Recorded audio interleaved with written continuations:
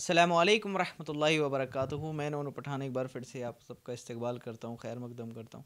جیسے کہ آپ سب جانتے ہیں کہ مفتی صاحب سے ہم کچھ سوال ہوتے ہیں، کچھ لوگوں کے مسئلے ہوتے ہیں جو کہ لوگ معلومات کرتے ہیں، تو وہ مفتی صاحب سے معلومات کرتے ہیں۔ تو اس بار بھی کچھ سوال ہیں اور معلومات کریں گے ہر بار کی طرح۔ مفتی صاحب اس بار بھی انشاءاللہ ہماری وضاحت فرمائیں گے، لیکن اس سے پہلے ہم مفتی صاحب کا استقبال کرتے ہیں، خیر مقدم کرتے ہیں کہ مفتی صاحب آئے۔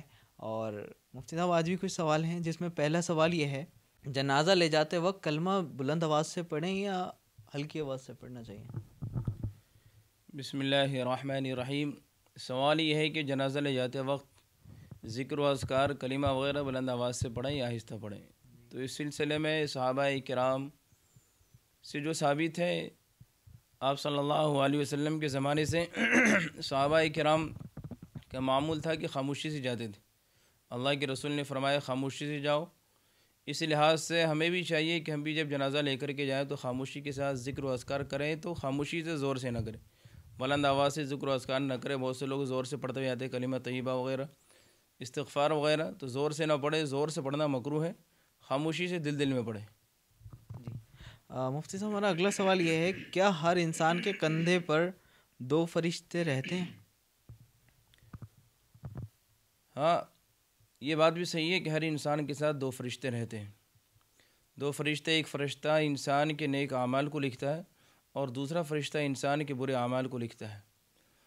انہیں کرامن کاتبین بھی کہتے ہیں، جو فرشتے ان کا نام کرامن کاتبین، اور یہ بات بالکل درست ہے کہ دو فرشتے رہتے ہیں جو ہمارے اعمال، اچھے اور برے اعمال کو لکھتے رہتے ہیں۔ مفتی صاحب، ہمارا اگلا سوال یہ ہے، غسل کرتے وقت قبلے کی طرف رخ کرنا کیسے؟ دیکھیے، اگر انسان کا جسم ننگا ہو، پورا جسم ننگا ہو، ڈھکا ہوا نہ ہو، تو قبلے کی طرف منہ کرنا جائز نہیں ہے۔ لیکن اگر سطح ڈھکا ہوا ہو، نیچے کا حصہ ڈھکا ہوا ہو، تو پھر قبلے کی طرف منہ کرنے کی اجازت ہے، اس میں کوئی گناہ کی بات نہیں ہے۔ مفتی صاحب، ہمارا اگلا سوال یہ ہے، قالین پر بچے نے پیشاب کر دیا تو کیسے پاک کریں اسے؟ ہاں، قالین ہے یا اس جیسی دیگر چیزیں، قالین، گدا، لحاف وغیرہ، یہ چیزیں ایسی ہے کہ پاک کرنا بڑا مشکل ہے، اور اس کو نچوڑنا سب سے زیادہ مشکل کام نچوڑنا ہے۔ تو قالین وغیرہ اور لحاف گدا وغیرہ کو پاک کرنے کا طریقہ یہ ہے کہ آپ اس پر پانی بہائیں اور خوب رگڑ رگڑ کے مل کر کے پانی بہائیں، اور جب پانی ٹپکنا بند ہو جائے، ایک بار پانی بہائیں گے اور جب پانی ٹپکنا بند ہو جائے تو پھر دوبارہ پانی ڈالیں گے اس کے اوپر، پانی یعنی جیسے قالین کو آپ دیوار سے لگا دیجیے اور پانی بہاتے رہیے اس کے اوپر، پھر دوسری بار پانی بہائیں گے، پھر پانی ٹپکنا بند ہو جائے تو پھر تیسری بار پانی ڈالیں گے اور اس کے بعد اس کو چھوڑ دیں گے، تو یہ قالین اس طرح پاک ہو جائے گی، قالین، لحاف گدے وغیرہ۔ لیکن اس بات کو یاد رکھے، دھوتے وقت ملے خوب، تاکہ جو اس کے اندر جو بدبو وغیرہ ہے، پیشاب وغیرہ، وہ بدبو زائل ہو جائے، کیونکہ نچوڑنا مشکل کام ہے۔ تو اسی لیے اس کے پاک کرنے کا طریقہ یہی ہے کہ 3 بار دھوئے، اور جب پانی ٹپکنا بند ہو جائے ایک بار کے بعد پھر دوسری بار، پھر تیسری بار، پھر تیسری بار دھو کر کے چھوڑ دیں۔ جی مفتی صاحب، ہمارا اگلا سوال یہ ہے، بیت الخلاء جانے کی دعا کیا ہے اور اس کے فائدے کیا ہیں؟ اگر کوئی بیت الخلاء جائے تو کیا دعا پڑھے اور اس دعا پڑھنے سے کیا فائدے ہیں؟ دیکھیے، بیت الخلاء میں جانے کی دعا اللہم انی اعوذ بک من الخبث والخبائث، یہ اس کی دعا ہے۔ بسم اللہ بھی چاہے لگا لیں، بسم اللہ اللہم انی اعوذ بک من الخبث والخبائث، یہ دعا ہے۔ اور اس کے فائدے یہ ہے کہ جنات، جسے ہم اور آپ دیکھ ہی نہیں سکتے انسان، لیکن جنات ہمیں دیکھ سکتے ہیں، انہیں اختیار حاصل ہے دیکھنے کی، وہ ہمیں دیکھ سکتے ہیں۔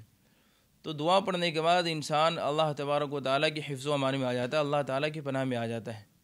حدیث کے اندر ہے کہ جب انسان دعا نہیں پڑھتا ہے تو شیطان اس کے جسم سے کھیلتا ہے، اور شیطان کوئی موقع نہیں چھوڑتا ہے ہمیں پریشان کرنے کے لیے یا بہکانے کے لیے۔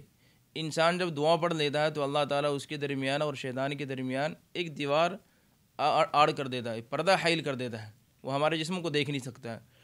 تو یہ فائدہ ہے اس کا۔ اور اگر ہم نے دعا نہیں پڑھی تو شیطان ہمیں دیکھے گا اور ہمارے جسموں سے کھیلے گا۔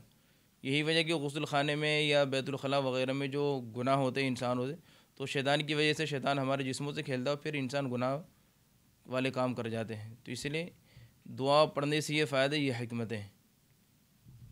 جی مفتی صاحب، ہمارا اگلا سوال یہ ہے، جنگ بدر کب ہوئی؟ ہاں، اسلامی جنگ میں جنگ بدر ایک اہم جنگ ہے اور سب سے پہلی جنگ ہے غزوہ بدر۔ مسلمانوں کو اگر کہیں فتوحات کے دروازے کھلے تو جنگ بدر سے ہی کھلے۔ یہ جنگ رمضان کے مہینے میں ہوئی اور 17 رمضان کی تاریخ تھی، اور سن 2 ہجری میں یہ جنگ واقع ہوئی، جنگ بدر۔ مفتی صاحب ہمارا اگلا سوال یہ ہے، غیر محرم مرد یا عورت اگر جیسے ملاقات کریں تو ان کا ہاتھ ملانا کیسا ہے؟ دیکھیے، غیر محرم مرد و عورت آج کل لوگ اسے معیوب نہیں سمجھتے ہیں، خاص طور سے آفس میں کام کرنے والے لوگ اسکول کالج کے اندر اور بڑے دھڑلے سے ہاتھ ملاتے مصافحہ کرتے ہیں۔ تو معلوم ہونا چاہیے کہ غیر محرم مرد و عورت کا آپس میں ہاتھ ملانا جائز نہیں ہے، ناجائز ہے، کسی بھی صورت میں جائز نہیں ہے، اور اس سے بڑے فتنے جنم لیتے ہیں۔ یقیناً آپ خود دیکھ لیں، تجربہ کر کے دیکھ لیں، جو لوگ اس طرح کھلا عام ہاتھ ملانا ہوتا تو وہ لوگ فتنے کے اندر مبتلا ہو جاتے ہیں۔ تو اس لیے اسی بنا پر غیر محرم مرد و عورت سے ہاتھ ملانا جائز نہیں ہے آپس میں۔ مفتی صاحب ہمارا اگلا سوال یہ ہے، رسول اللہ صلی اللہ علیہ وسلم کی دادی اور نانی کا کیا نام ہے؟ حضور اکرم صلی اللہ علیہ وسلم کی دادی کا نام فاطمہ ہے، اور آپ علیہ الصلاۃ والسلام کی نانی کا نام برہ تھا، یہ نام۔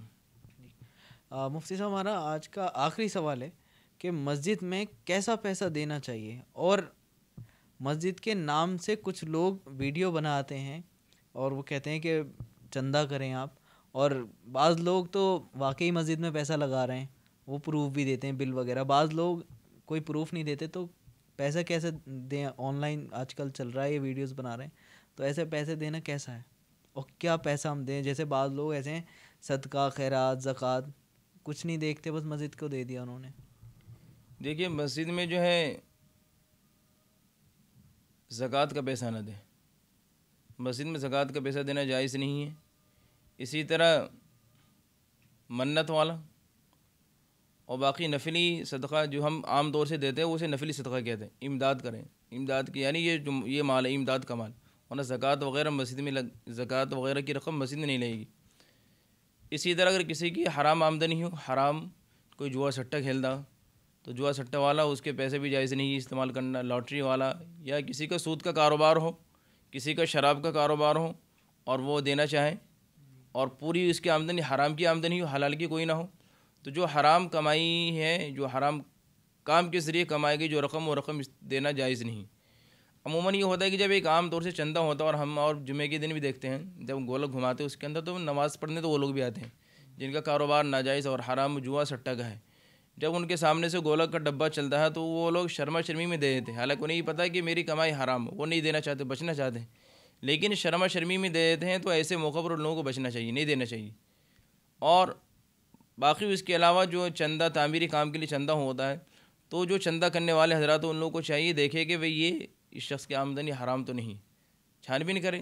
اب رہا مسئلہ دینے والے کا، کیا آپ کہہ رہے ہیں کہ بہت سے لوگ آن لائن بھی کر رہے ہیں، تو اگر آپ کو یقین ہے کہ ہمارا جیسے تعلقات میں کسی نے بتایا کہ فلاں جگہ مسجد کی تعمیر کا کام چل رہا ہے، ضرورت ہے، تو اگر آپ کو پورا یقین ہو تو آپ دے دیں۔ لیکن جو اجنبی آدمی جن کے بارے میں کچھ پتہ ہی نہیں، بہت سے لوگوں نے اپنا کاروباری بنا رکھا ہے، بزنس بنا رکھا ہے، تو ایسے لوگوں پر جب تک پورا یقین نہ ہو، تحقیق نہ کر لے، تفتیش نہ کر لے، چھان بین نہ کر لے، تب تک آپ کے لیے دینا اچھا نہیں ہے۔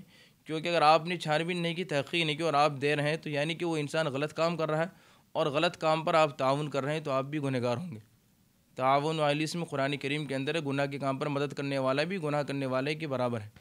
تو کیونکہ آپ نے اس کو مانگنے کا طریقہ بدلا دیا، آپ مدد کر رہے ہیں، تعاون کر رہے ہیں مانگنے پر، اور مسجد کے نام پر لوگوں کو بیوقوف بنا رہا ہے، تو اس لیے چھان بین ضروری ہے، تحقیق ضروری ہے۔ مفتی صاحب کچھ لوگ ویڈیوز بناتے ہیں اور میں نے ان کے اکاؤنٹ چیک کرے تو واقعی وہ بل بھی دکھاتے ہیں کہ پیسے لگا رہے ہیں اور لوگ انہیں پیسے دیتے ہیں، تو ان کے نام کے فیک اکاؤنٹ بنا رکھے ہیں بہت سارے لوگوں نے، اور مسجد کے نام سے پیسہ فراڈ کر رہے ہیں اور خود کھا جا رہے ہیں۔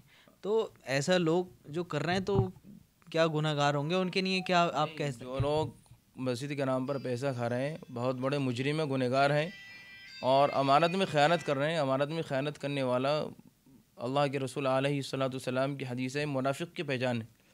منافق کے پہچان میں سے ایک پہچان ہے کہ وہ امانت میں خیانت کرے۔ بھائی جو آدمی پیسہ لے رہا ہے مسجد کے نام پر، مسجد کی رقم اس کے پاس امانت ہے، اور امانت میں خیانت کرنا یہ بہت بڑا ظلم ہے، بہت بڑی ناانصافی ہے۔ کل قیامت کے دن ایسے لوگوں کو اللہ کے خوف سے، اللہ کے عذاب سے ڈرنا چاہیے۔ اور ایسی حرکت کبھی نہ کریں، ایسے کام سے بچنا چاہیے. تو کافی سارے لوگ ویڈیوز بناتے ہیں اور وہ اسی طرح ان کے جو ہے بار بار میں ویڈیوز دیکھتا ہوں، اس لیے یہ سوال رکھا تھا مفتی صاحب سے کہ وہ لوگ کہتے ہیں بھائی ہمارے نام کا ایک فیک اکاؤنٹ بنا لیا، آپ اس پہ پیمنٹ مت کرو. تو ایسے لوگ جو ان کے نام کا فیک اکاؤنٹ بنا لیتے ہیں وہ لوگ ڈریں اس سے کہ دیکھیں موت برحق ہے اور اللہ تعالیٰ کو سب کو حساب دینا ہے، اور اس چیزوں سے بچیں. کمانے کے اور بھی ذریعے حلال کوشش کریں، اللہ تعالیٰ آپ کو حلال طریقے سے دے گا، اور اگر نہیں دے رہا ہے تو اسی پہ آدمی کو مطمئن رہنا چاہیے اللہ تعالیٰ نے جتنا دے رکھا ہے، اور حرام کاموں سے بچیں. اس لیے یہ ویڈیو بنائی تھی، اور مقصد یہ تھا کہ لوگ جو اگر کوئی مطمئن ہے کہ ہاں یہ ہمارا اپنا ہے اور اسے پیسے دینے ہوں مسجد کو تو کس طریقے کا پیسہ دیں. اس لیے یہ ویڈیو بنائی تھی تاکہ لوگوں کو پتہ چل جائے، کیونکہ بعض لوگ یہ نہیں دیکھ رہے کہ زکوٰۃ مسجد کو دے رہے ہیں، انہیں معلوم نہیں ہے، تو ان تک یہ بات پہنچے. اس لیے آپ اس ویڈیو کو شیئر کریں تاکہ وہ ٹھیک طریقے سے اپنا پیسہ اور صحیح جگہ لگا پائیں. اور ملتے ہیں انشاءاللہ اگلی ویڈیو میں. السلام علیکم ورحمۃ اللہ وبرکاتہ.